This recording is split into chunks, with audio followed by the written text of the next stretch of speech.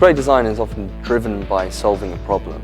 And when we started working on Rocksmith, we realized we had a fundamental problem where if you ask somebody to play and they play on easy, they'll just be playing one note.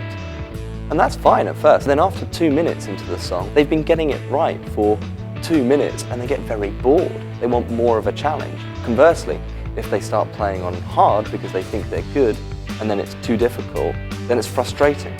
Those experiences didn't seem to fit with what we're trying to achieve. So you start off and the game will be set at its lowest difficulty level. But then the moment that it sees that you're doing well, it will start to level up. And the higher the level you're playing at, the more points you're going to score. And that's really what we refer to as the Rocksmith method. And that's the method of adapting to you as you play, analyzing your skill, suggesting practice options, changing the density of the notes, the complexity of each song, the content of the articulations, what it's asking you to do, just like a great guitar teacher would. So the game starts off and then you'll be invited to your first event, which will be at the Powerhouse, which is a small venue. We actually go from small venues all the way through up to great big arenas. To get to play an event, you actually need to rehearse, which means you need to beat a score target so that you're able to go and perform the song. Because you don't want to just go on stage and not be very good at it.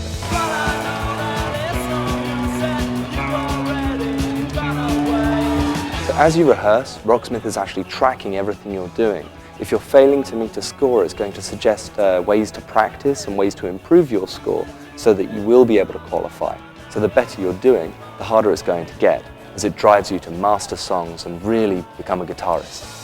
Then, once you've mastered every section, so you've maxed it out, you become eligible for Master Mode, which removes the interface entirely, which means it's just you, your guitar, the music, and the crowd in front of you.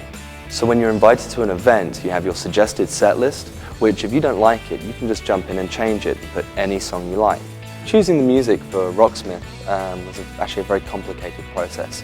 Each song was chosen not just because it was a big hit, it was really thinking about how does a player actually play the guitar?